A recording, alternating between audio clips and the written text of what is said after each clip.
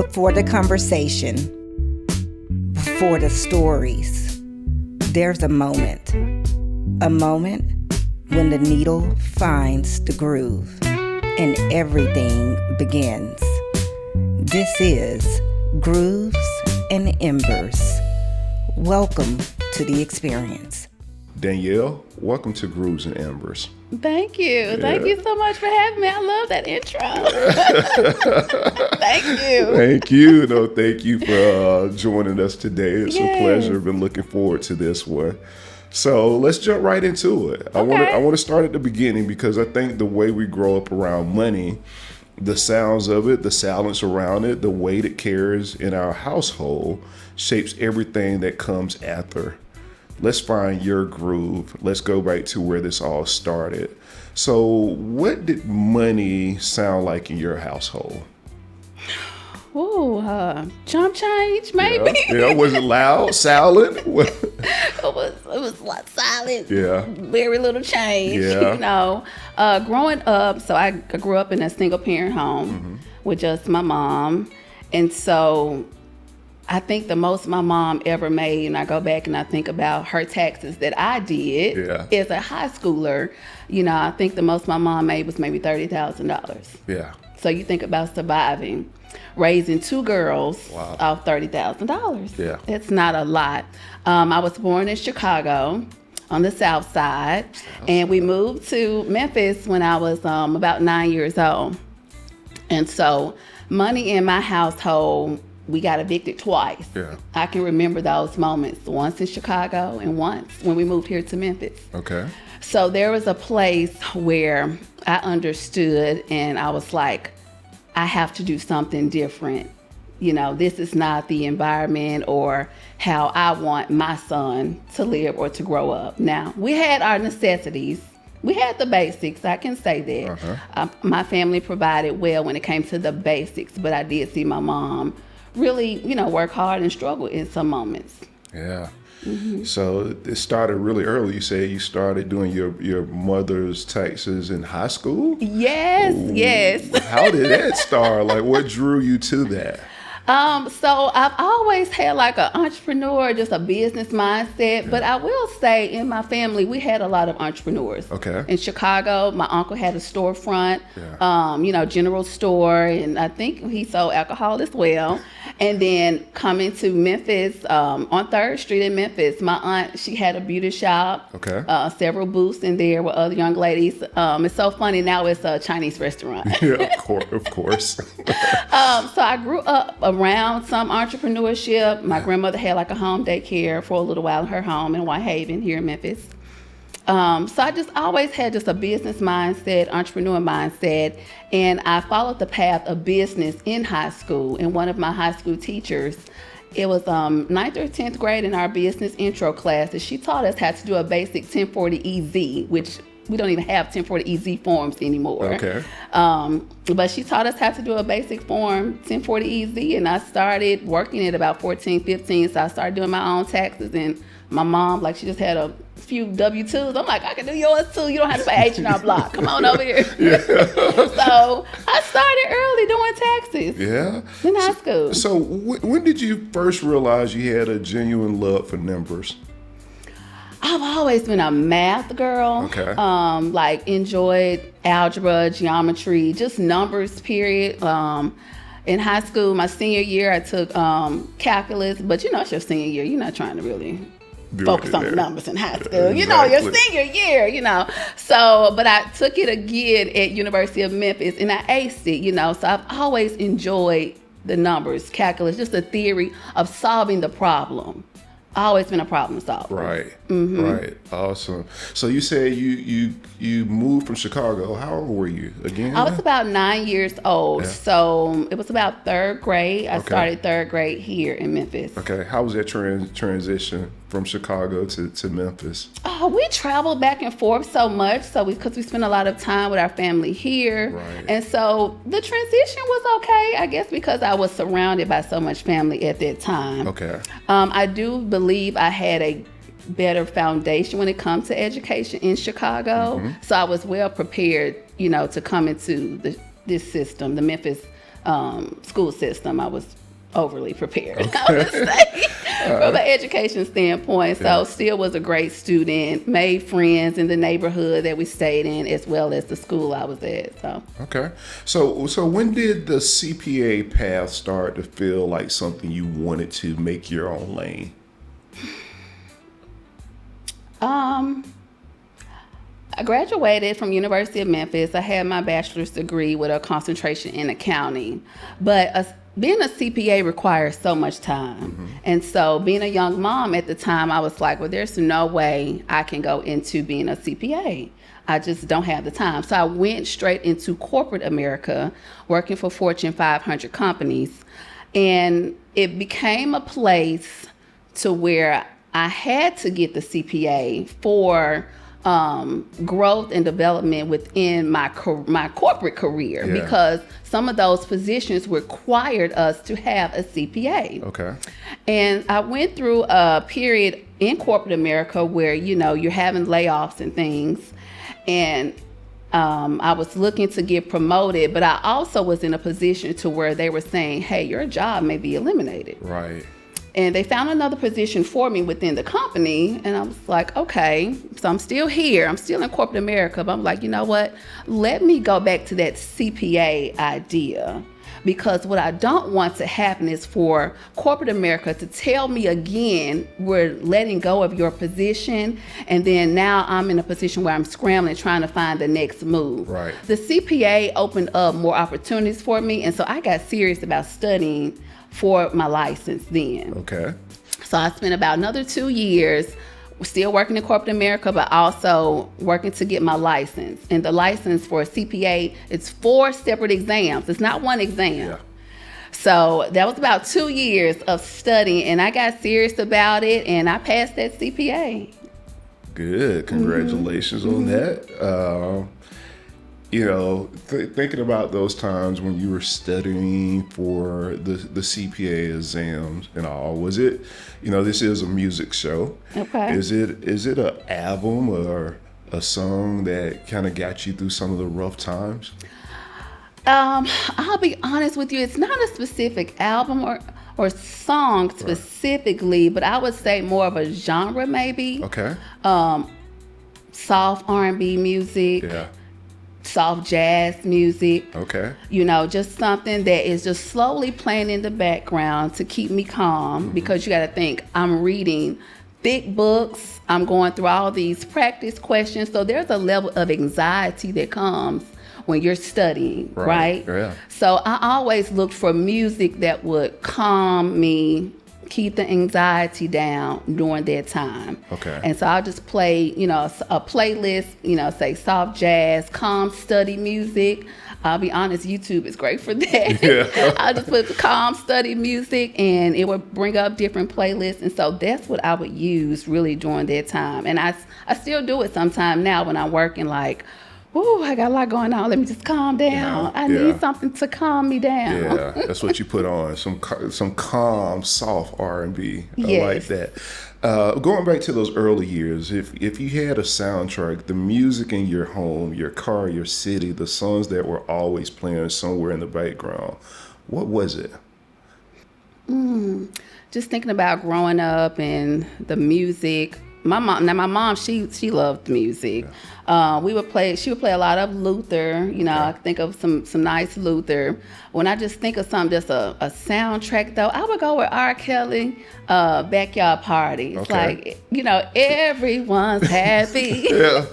Finally, the weekend's here. Yeah, that's that Chicago. That's Chicago. You step in, we step in. The weekend. My grandfather, we lived with my grandparents for a little while. Weekends, granddaddy, he going to the liquor store. Yeah. So, everyone was excited about the weekend. Right. It's a backyard party, and we had, like I was saying, we would come back and forth down south. So moving down south wasn't, weird for me or anything, because we would come back and forth so much. Because we would alternate our family reunions. Okay. So family reunions, one year we may be in Chicago. My grandparents had a nice backyard, so we're playing music in the backyard, partying, and then we would come to down south, the next year. So it's back and forth, backyard parties and family reunions. And so I grew up around a lot of music. Okay.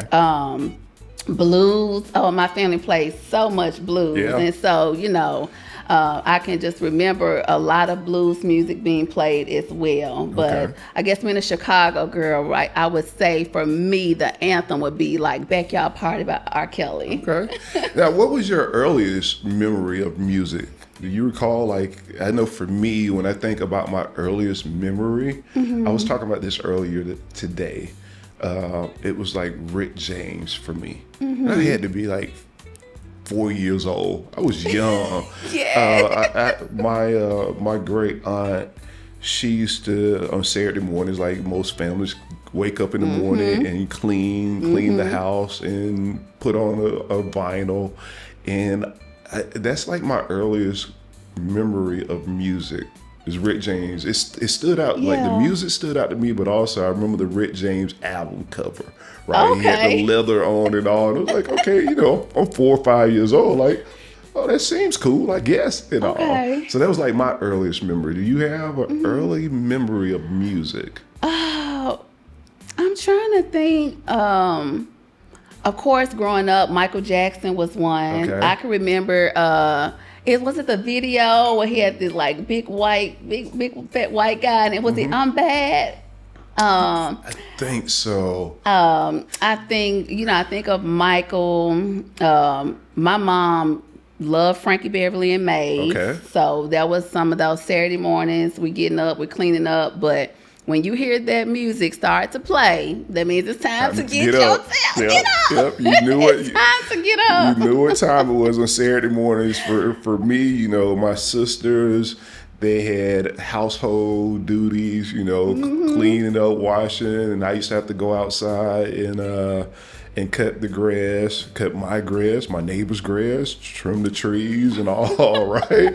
And I was so happy. That just reminded me when I first got my first Walkman. I'm aging myself, right? And because they'll be playing music in the house while cleaning, but I'm outside cutting the grass. And of course, I don't have music. When I got that Walkman, it was on. Look, I had a Walkman too. Right. Put a little pep in my step and all. With your headphones on, So I remember those days as well. And I just love, music, I would say growing up though, with my friends, thinking about high school. Yeah.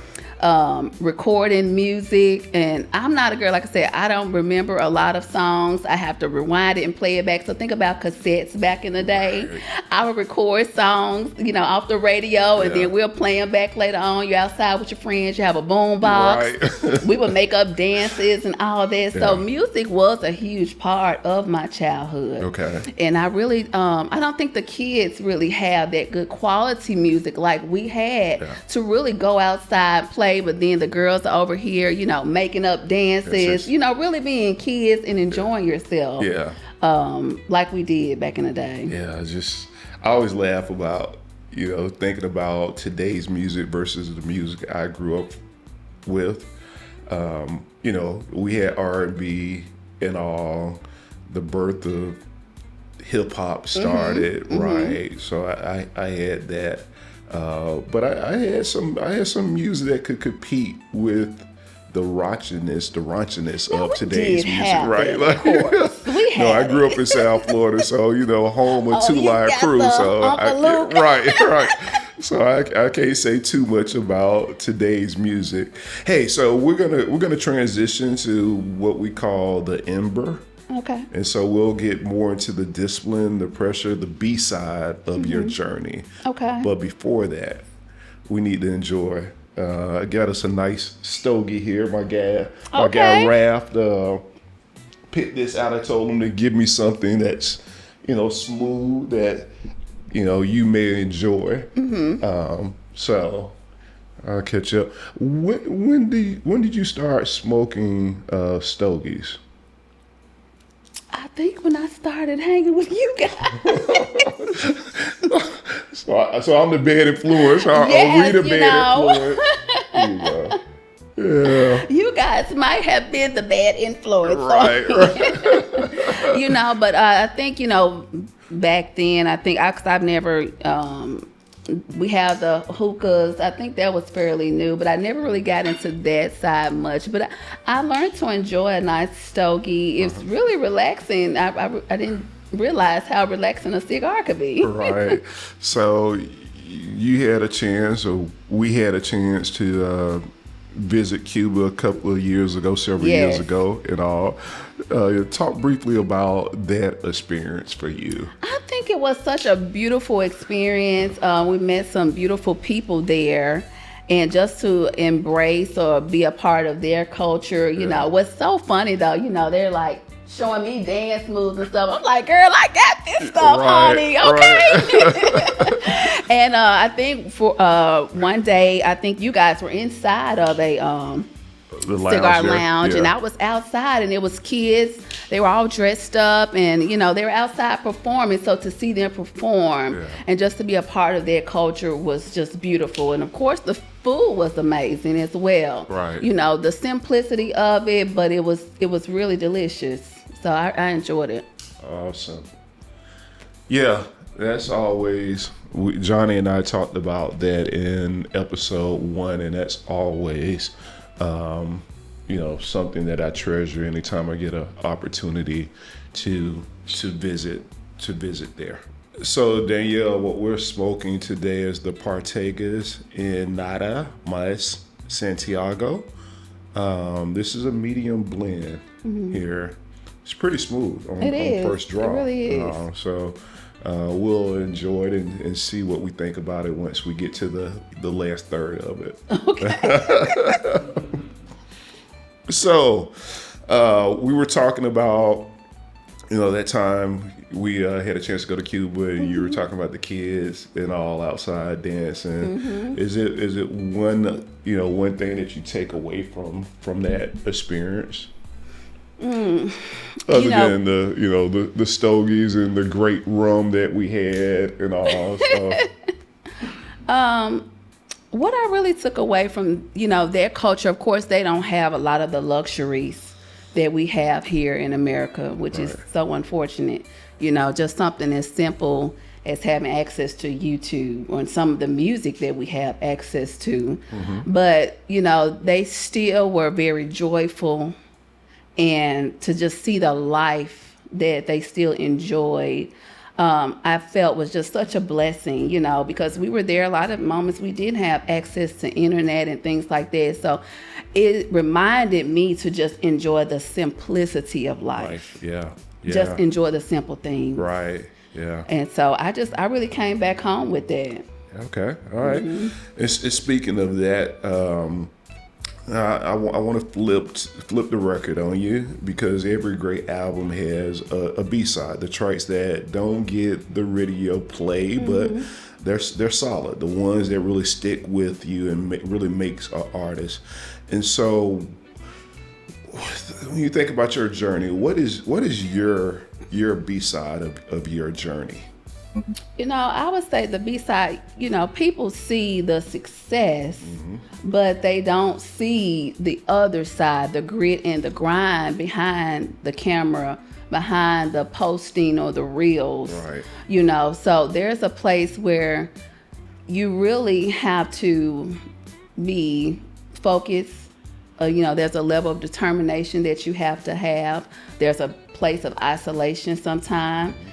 Thinking about becoming a CPA. Right. There was a huge amount of isolation there where I had to tell family I can't come to gatherings or events. I have to be home studying. So when you're thinking about greatness and, the people see the glitz and glam, but behind that is greatness, right? And determination and just the quietness where you have to really be in the lab and just focus. Right. That's the B-side to me of life sometime, of our journey, the hard times, those hard moments. Yeah, I love that. I often talk about that as well.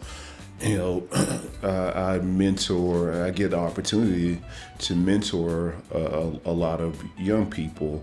And I'm often asked, hey, how did you get to where you are? How do I get there quicker and all? And I share with them that it's a journey. I just had this conversation with my nephew BJ last weekend, where I was talking to him and using the old adage that, life is a marathon and not a sprint. Exactly. And you see where I am, you are, where people are right now, but don't understand the journey that they took. Right. To your point, those isolated moments, those lonely moments when it's just you and the book, right? Yes. And you're grinding it out, or the failures that come along. Oh, absolutely. Right? It's like, that's the B-side right there. Oh, wait. Right. I know, we often, we have a financial thread. So me, you, Danyell, Corey, Rod, and Rasan, and we share, just things what we're doing in the market and all. And I always tell people, because they ask me like, man, how did you get, how do you start playing around in the market? Like, first of all, I'm not playing around, right? It's second of all, it's a lot of failures that come with that, like with anything in life and all. And so that really resonates with me when you talk about your journey. And so how do you build real trust with your clients, particularly the ones who come to you carrying shame, anxiety of years of financial avoidance? What does it actually take to get someone to be completely honest with you about their finances? Well, first it's a part of me telling them who I am and why I'm here. Becoming a CPA, I became a CPA, with the intent to be promoted within corporate America, right? But then I saw a need within the community for someone like myself to help others, not just to get promoted within corporate America. Right. So I shared that with, them and let them know, hey, I'm here to help you, because I know that you don't understand some of the finances, and I want you to understand them. I want to help you to save in areas of taxes where we can, to reduce those liabilities. And I want to help you structure your business maybe differently to save more on taxes and things like that. So it's a partnership that I let them know you have a part to do, and I have a part to do. It's a team thing, you can't just come to me and say, hey, I need you to save all this money on taxes for me, but yet you're not doing your part on the other end. So it's really just, letting them know, hey, this is a partnership that we're in this together. This is not just January through April, because I work year round as a CPA. You can call me anytime. I've been on trips in Africa. Right. Answering client calls. Okay. You know what I mean? Always working. My laptop goes on every trip with me. Yeah. I don't leave it home, I think maybe in Cuba was the only time I left it home, because I'm like, we're not going to have much internet over there. You know what I mean? Right. So, but yes, I just let them know it's a partnership. I'm here to help. I've had failures. You've had failures, but together we can do this. And that's why I say I'm the real CPA, because I'm just going to keep it real and authentic and honest with you. Yeah. I stand on integrity. Don't come to me and ask me to do something that's not right. Right. Because I'm going to send you out the door. Right. Not going to jail, and your friend don't have bail money for you. So.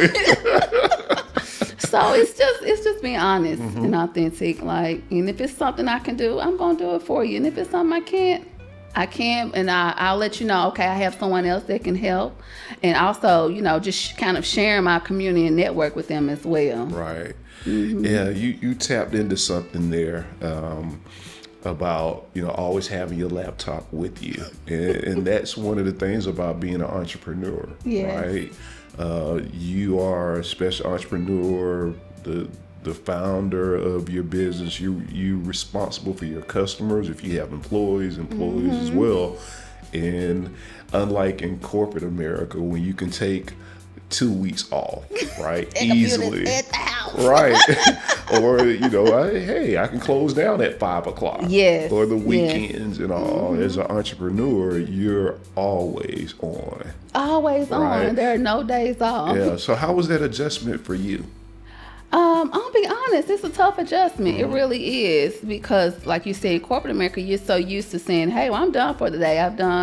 my tasks for today. I've completed those assignments, and I've let my team know, hey, I'm done for the day. But when it comes to entrepreneurship, you may have clients calling you, early in the morning, late at night, and I'm just like, you try to have those business hours, and it's really tough. So it is a place where you do have to learn to set boundaries, because you always want to be there for the client, but you still have to have that work-life balance as you may have had in corporate America as well. Right. So there's a place to where I try to cut off certain days, or at least I try to have maybe my Sundays to myself. Okay. So I'm still working on it, but we're getting there. All right. So what does that downtime look like for you when you're, hey, I'm done for the day, I'm done for the week, and maybe it's, I just want to, chill with my girls, the guys, or is it music? Is it a drink? What does that downtime look for you? I would say, that downtime for me sometimes is going out with friends. Maybe I love live music, or just going here in a nice, DJ. I think here in Memphis, one of our, nice spots is Central Station downtown. I like that spot. This almost reminds me of Central Station. You have albums on the wall, and they have a great DJ down there most Friday and Saturday night. So, just really just relaxing, taking the load off, going somewhere, maybe people watching, you go to a bar or something, you just kind of watching the people, seeing, how people are moving. So if you're on, let's say you're on your patio and you have a nice Partagas, which mine just went out. we'll get you relit there. But if you have a nice Partagas and let's say a nice glass of tequila and all. Yes. What are you these days? Like, what are you listening to? I'm still old school, though. I'll be honest. I'm still pretty old school. So depending on my mood, Bobby Womack. Okay. I love some Bobby. If I'm feeling a little, little hip hop or something, I may put on some Jay-Z. Okay. Jay-Z is one of my faves. Trying to think, what else would I listen to? Old school.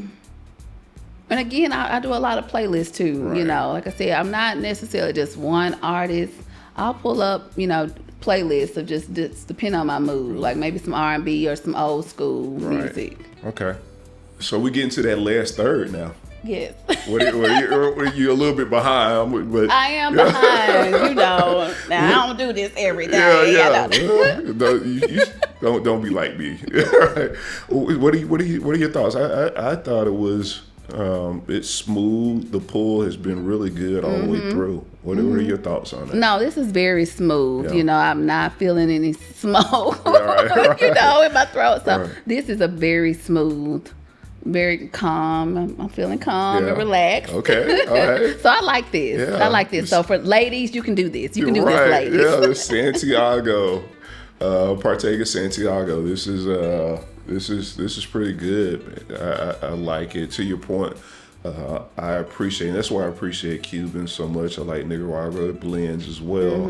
It doesn't leave that bad aftertaste. Exactly. Right? Exactly. And so with this, getting a really smooth taste all the way through, and that's what I look for in a really good cigar. Yeah, it's very good. So I would definitely recommend this, and I would keep this in the stash for me. I got you. Ralph, hook me up, man.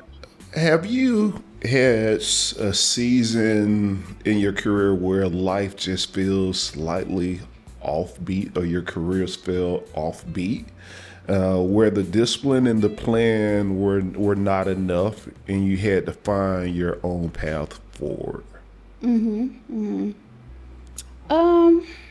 How did you navigate that? What was it? Give me an example, and how did you navigate that? I'll be honest, I'm navigating that now. As you guys know, with so many transitions and new things happening in our United States, and you're looking at over 1 million African Americans who have lost their jobs in government, corporate America, and things. Predominantly African American women. Yes. Right. So I have been in that number. Yeah. Okay. And so, but I'll be honest, in my corporate position, the last 2 years have just felt off. Right. You know, it was a place, you're still there, you're still showing up, but you know that there's something greater and better there. And so I've had my business for several years, but it was, you know, my side business. Right. I'm still showing up for people, doing that as well as corporate America. But the last 2 years, I've really been going a little bit harder in my business. Right. Because I'm like, something is not right on this corporate side. This has to be coming to an end. Yeah. But surprisingly, you know, when they came and you get your notice, I was like, okay. Yeah, right. You know what I mean? Right. Yeah. I was okay because again, you know, if you go back to my story before where I said, you know, I've been down this road before, like, oh, we're getting rid of your position. I started positioning myself then for this moment now. Right. Yeah. And God will do that. Yeah. So don't take things as like failure or, you know, don't take the change. You know, you have to adapt to change. You have to be ready for change. You have to move swiftly because that's what life is. It's coming. We're moving. Right. Right. You know, we're changing the track. You know, their record is only going to play for so long and you got to go to the next one. So that's how I look at life, you know, as I'm transitioning now even more, leaving that full-time corporate position and going full-time into entrepreneurship. Yeah. You know, so it's now looking at systems, making better plans, being more aware of my client needs as well as mine.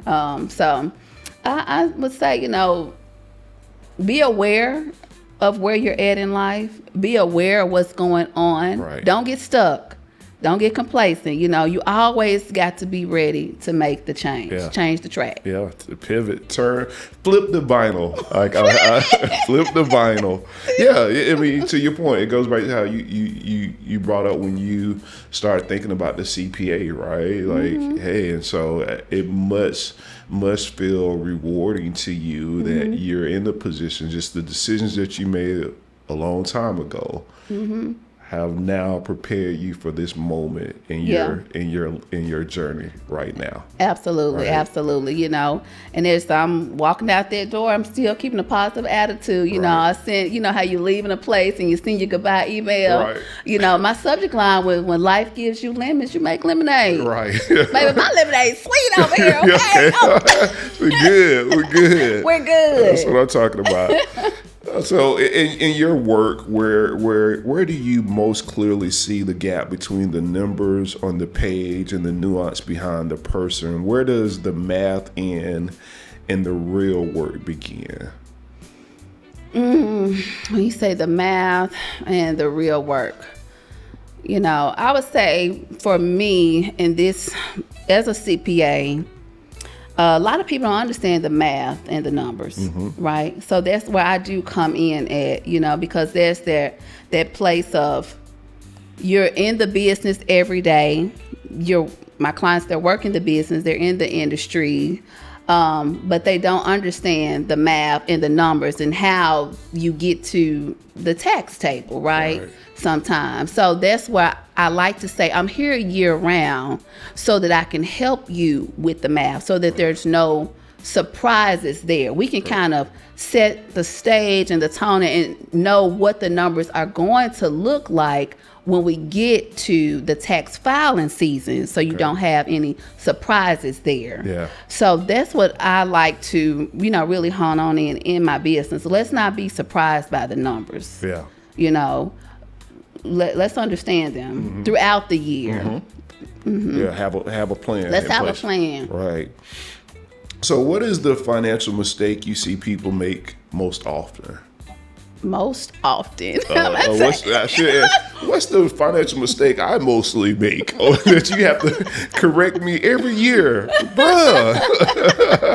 You know, I can't say necessarily for you, but because, you know, when I look at business owners, the financial mistakes I see them making is not having good records. Right. Not doing the bookkeeping throughout the year. Yeah. You don't have to necessarily have a CPA because it really depends on the level of your business, right?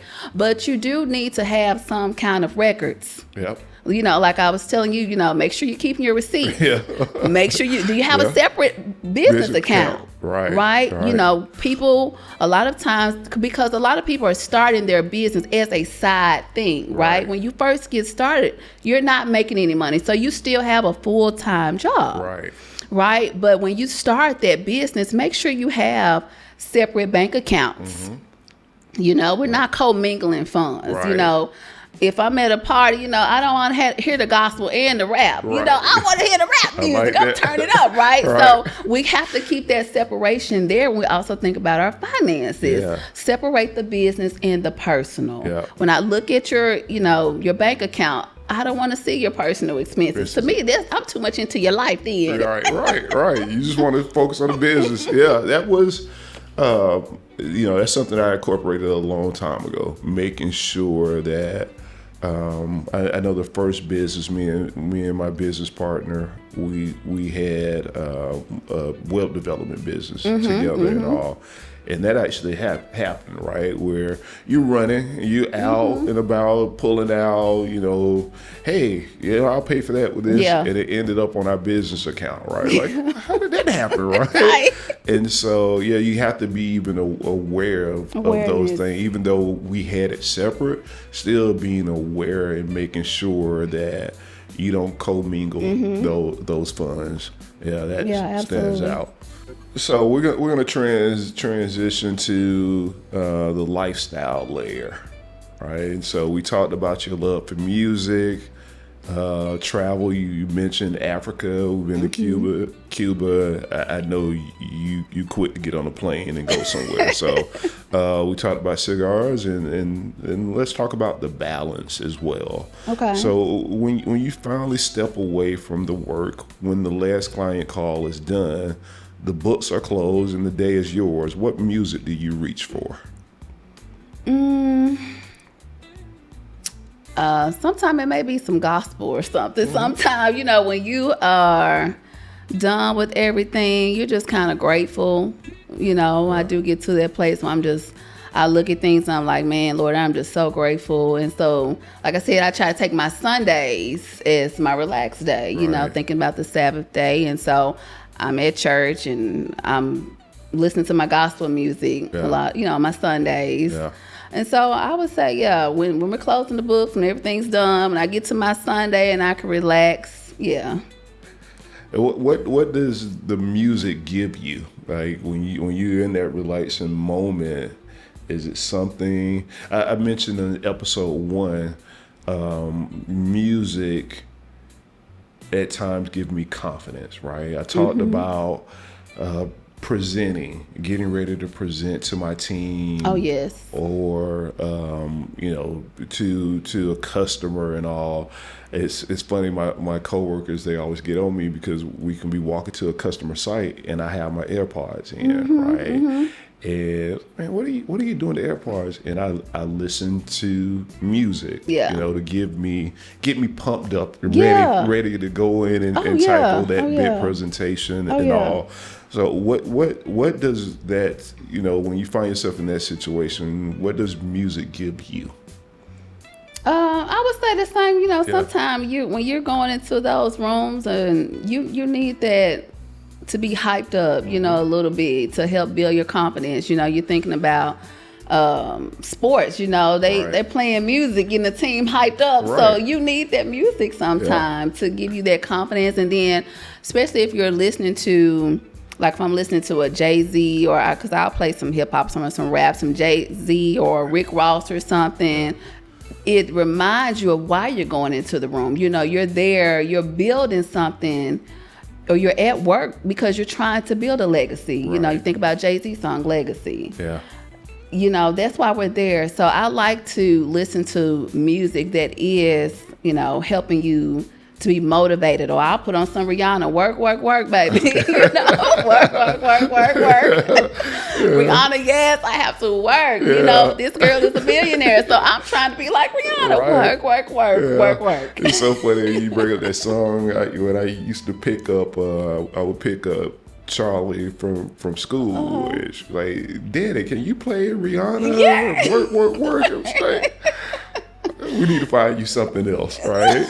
We're training her early. Yeah, it quickly went to Harry Styles. She went on this Harry Styles moment. It was like, okay, can we go back to Rihanna, right? So, you know, we talked about your love for traveling. We briefly spoke about your love for travel. Is there a specific place you have traveled, a trip, a destination that genuinely shifts your perspective?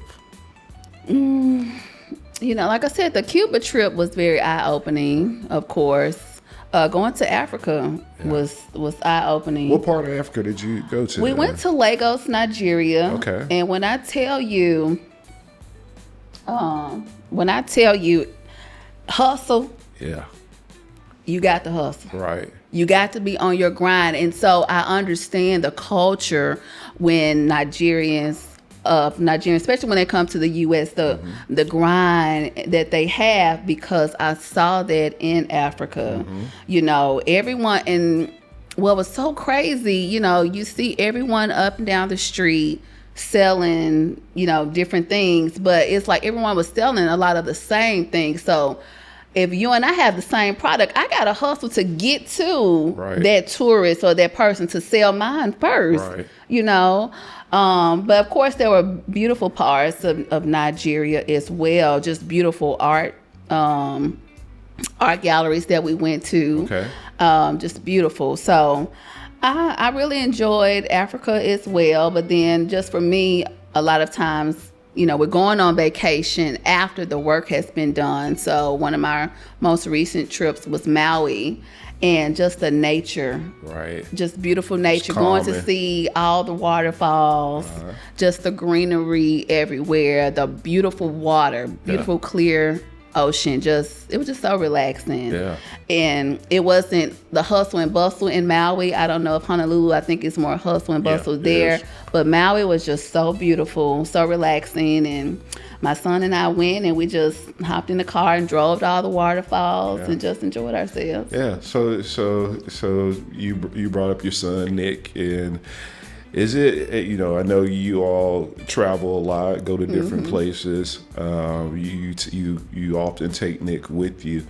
You know, when you're traveling in the car with your son, or you just think about when he was growing up, was it what music he played, right? I know I was talking with Trey just last night about this, and he was telling me, like, he remembered Deb and the Dude. I think I have it up somewhere. It's somewhere over there, because we were playing it last night when he brought it up and all. He was like, that's the song. He's like, Dad, you know, every morning you would take me to school playing that. I think Trey was going to school on University of Memphis campus. He was probably 4 years old and stuff. I played Deb and the Dude.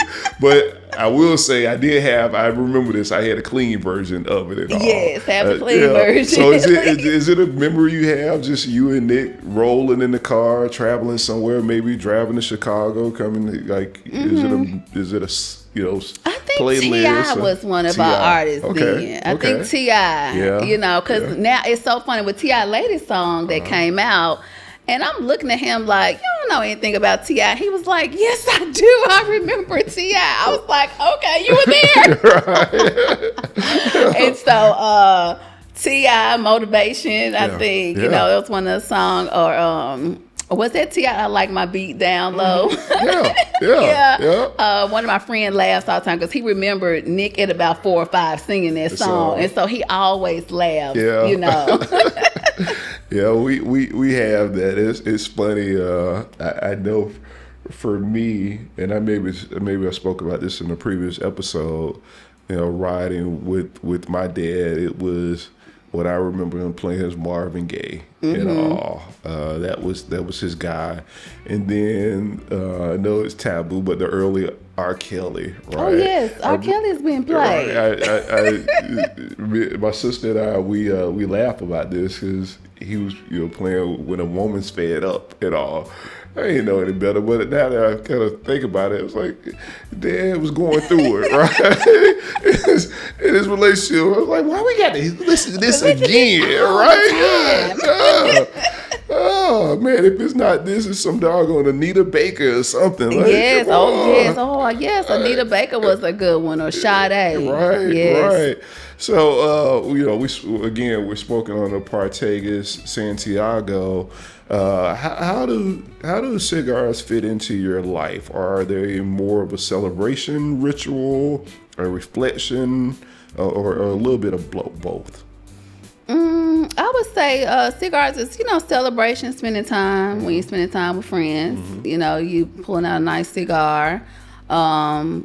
And like I said, surprisingly, I've had moments where I will step on my patio and light a cigar. Like, man, that really relaxed me. Yeah. So it's a moment of relaxation, or just socializing with friends. Yeah, I can remember, bruh. So what am I supposed to do with these Cubans that I have and stuff? How do I keep them right? Yeah, how do I store them and all? Have I stored them right and stuff? I got this and. Should somebody I know want a Cuban, should I give them this? Like, no, Danyell, no. Do not give them that one. Right? And when I tell you, going to Cuba, when I tell you those, custom made ones that were made for us in Cuba were probably my favorite, the best. I always talk about those customs were just, you can't beat them. You can't beat it. And I was like, those ladies are talented over there. Yeah, they do their thing, man. They're such an amazing group of women. They are. I know they're going to be watching. Shout out. Hey, my folks, Commodore Hotel, Sarah, Yanni, Lou is my favorite. So yes, she knows. I love Lou. I think last time you guys went, she was looking for me. Yeah, she was. She was like, hey, where's Danyell? Those are my folks. What does your perfect lounge night look like?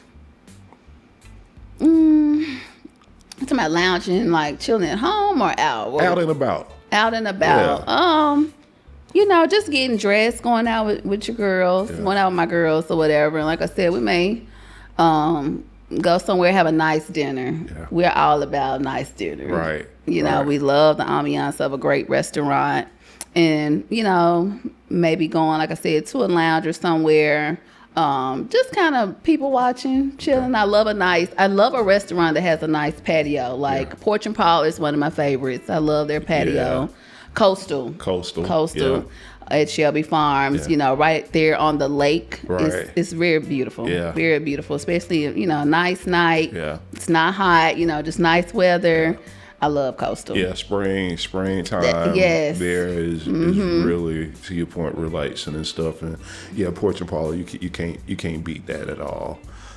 So we're going to transition into our reflection. And so we'll talk about, the freedom, the legacy, and the wisdom that lingers. Financial freedom is one of those phrases that gives you financial freedom is one of those phrases that gets used so often, and it has started to lose its texture. It shows up in advertisement and personal finance content. It's everywhere. Financial freedom. Yeah. What does financial freedom actually sound like to you? When I think of financial freedom and just really building wealth, to me, it's having enough to where you can get up daily and really do what you really want to do or what you've been called to do with purpose. I like that. Called to do. Yes. Tap into that for me, because I like that, because a lot of people just, hey, this is what I'm going to do, but what is your purpose in life? Right. There's a place of purpose, and like I said, for me in my position, getting a CPA, I felt like that was a part of my purpose, because I can go and work for another CPA firm or, another Fortune 500 company, but I see more purpose in helping my community and people who do want to become business owners and don't know how to really start that journey. And then there's that flexibility as the entrepreneur where I can say, this is my client or this person is not my client, you know. But financial freedom is, to me, a lot of people miss the opportunity to have financial freedom because they're so caught up into the stuff or the look of luxury or wealth. Right. Wealth is not a look. Yeah. Yeah. You know, wealth is really having enough for your family, you know, having the money in the bank. Everyone doesn't need to know what you have in the bank. Mm-hmm. You know, you don't have to wear your luxury. You don't have to drive a Royce. You know what I'm saying? You know what I mean? A Rolls Royce. You know, or the Bentley, or, you know, I have a nice Acura and I'm paying that thing off. You know what I mean? Right. So financial wealth and freedom is sometimes keeping your money and letting it work for you. Right. That's the freedom. Right. Learning how to make your money work for you and you not working for it. Yeah. Yeah. I like that. Mm-hmm. So what are you still building? What is the next chapter of Danyell Jackson, the real CPA? The real CPA, yeah, you know. TRC. Yes. That has not been written yet. Oh man, we're just getting started. All right. It's just getting started. Yeah. You know, the transition to full-time entrepreneurship, really having a greater presence in the community of helping individuals, more mentorship, I would say, but really working on building the company right now is where we're at. And also learning more about, like I was saying, you know, making your money work for you. Okay. So learning more about investing. I've done some investing, as we've talked about, but that is a journey in itself. Yeah. Investing, learning how to make your money work. It's a constant journey. You know, you speak to anyone who does investing, stock trading, and those type of things, they never say they've mastered it. If you say you mastered it, there's a level of cockiness that is going to, at some point, slap you in your face. Right. I've been there. I never said I mastered it, but I've been there. We've been there, right? So it's a constant journey. So, and I will also say, with the world changing so much around us, we have to continue to grow and to learn. You know, AI is the big new thing. Right. But AI has been here. We're almost late to the party. Right. We've been talking about it for a while now. Yes, AI has been here. So learning how to navigate the new environment that we're in. So continuous learning and growing is where we're at right now. Yeah. So it's a young Danyell, you know, maybe sitting in the living room with their parents, with her parents right now, has a love for numbers and the nuance that comes with it and all. What would you know, we talked about, you mentioned mentorship. What would you tell that young Danyell? Never give up. Yeah. Never give up. Always bet on yourself. You know, and people are going to question you when you bet on yourself. So you have to be careful of your environment, the people that you keep around you. Make sure you have people around you that are going to support and encourage you and pour into you. You know, and don't be afraid to also walk the journey alone sometime. Like you say, when you're thinking about greatness and being different, there are going to be places where you're going to have to leave the room and go into another room by yourself so that you can study, so that you can learn, so that you can be your best self. Yeah. And no matter what life brings you, man, just take it. Like I said, take the lemons and make lemonade. Keep going. You know, you don't stop. You know, it's like I was a young mom. Right. You know, I became a mom at 19. Yeah. But, you know, I had my baby and it's like, okay, this next semester I'm starting school. You know, you don't sit out a year. You don't wait on the side of the road. You got to keep going. I would definitely tell any young man, young woman, you know, when life hits you, you're not sure of where the journey is really going, but you have to keep walking. You have to keep going. You can't just stop. Yeah. You know. So that's what I would say, you know. Love it. Love it. That's great advice, inspirational advice that you just you just gave there. So we're getting to the end of the session, and so I'd like to do some rapid fire questions for you at all. So this should be fun. We'll start off with this one. Okay. An easy one for you. You're smoking that custom stogie from the Commodore. What are you listening to? What am I listening to? Probably some. I'm gonna go back to Mark Kelly. Mark Kelly. Okay. I'm gonna go back to my Kells. All right. Yeah. You know, I Kells give you a range of music, and so that's why I said Kells. You know, because we start out with the backyard party, and then he has those different inspirational songs, and then late night if you want to do something else, you got those for you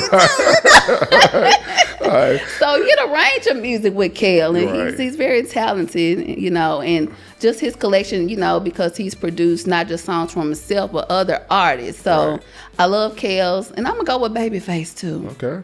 All right. I almost forgot about Babyface. Yeah. Babyface, yes, very relaxing. If you haven't watched that NPR with Babyface and Tiny Desk. Yeah, Tiny Desk. Yes. Yeah. I love the Babyface Tiny Desk. I love the Tiny Desk series. Period. They are it's awesome, amazing. Right? They had, I go way back. I talk about Mike Miller. The Scarface one was freaking amazing for me, being a bit Scarface fan. Just even Charlie Wilson. Charlie was Wilson. Good. Yeah. I love the last one, Juvenile. Okay. Juvenile had a good one. Yeah. Manny Fresh was on there with him, right? Yes. And T-Pain is an artist almost. I love a good T-Pain show. Okay. Yeah, especially if he's doing live music. Yeah. T-Pain is good. So if it's one female artist that you're stranded on an island and you only can take one female artist, who is the artist, and do you know the album? I'm not gonna know the album, probably. Okay, all right. R&B, I do love Lauryn Hill. Lauryn Hill is good. Gotta be Miseducation. Yeah, gotta be Miseducation. Right? Gotta be, yes. Because I do have that CD at home. Yes, so you're right, Miseducation, Lauryn Hill. Yeah, I would take Lauryn. She's very chill, relaxing. I guess it probably would give me some island vibes too. Right. You get a variety with Miss Hill. Yes. L Boogie. Yes. So a night out alone or a night out with your girls, which one? You only can do one. I only can do one? You only can do one. I love the company of myself. Yeah. If I can only do one, I roll with me. Okay. All right. Bet on yourself, always. So, a night out with your girls, a night out with your brothers. And they'll be watching. So, why you do me like BK, this? Chuck, I know they're watching. So, what? You're not right. But I'm going to be honest. I'm going out with my brothers. Okay. All right. I'm not a tomboy, but I love rolling with the fellas. I'll be honest. I love rolling with the fellas, You keep us honest. So, we appreciate it. You need a common voice in the group, right? And you've been there throughout the years for us and all. One more question before you get out of here. Okay. I know I said I was closing, but I got one more for you. If your life right now were a record on the turntable, what is the name of the album and what track are we on? Now I just said I don't know the whole album.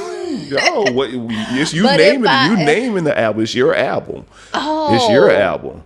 It's my album. What are you naming your album? And what track are we on? Are we on the A side or B side? Are we at the end of the album, mid of the album? Where are we? So give me the name and where are we? I would say the album is It's Getting Greater. Love it. It's Getting Greater. Yeah. And I I would say, because the A side, like you were saying, is all the hits, right? Right. But I would say right now I'm on the B side, preparing for the A side. I like that. On that B side, we're still in that grind. Yeah. There's a place of isolation there Right. because you're still working through the beats. Okay. All right. You're working on your beats right now. All right. Sometimes you can flip the record, right? Right. You don't have to start from the beginning, right? Right. You just, to your point, start on the B side, you grind it out, and then you let the hits of the Right, the we get into A-side. those hits. Right. I right. like that. So it's getting greater. I like that. There it is, numbers and nuance, structure and soul. That is what we came here for today, and that is exactly what Danyell Jackson delivered. What strikes me the most sitting here on the side of the conversation is how rare it is to have someone who has truly built both, who's developed the technical mastery and kept the humanity intact, who can read a balance sheet and still understand that behind every number is a person trying to build something that matters. Thank you, sis. Thank you for having me. Yeah. Love you. Yes. If you enjoyed today's episode, make sure you tap in with us. It's all about good music, great conversation, and that one smooth burn. You can find us on YouTube, social media, TikTok, Instagram, and listen to us on Spotify as well.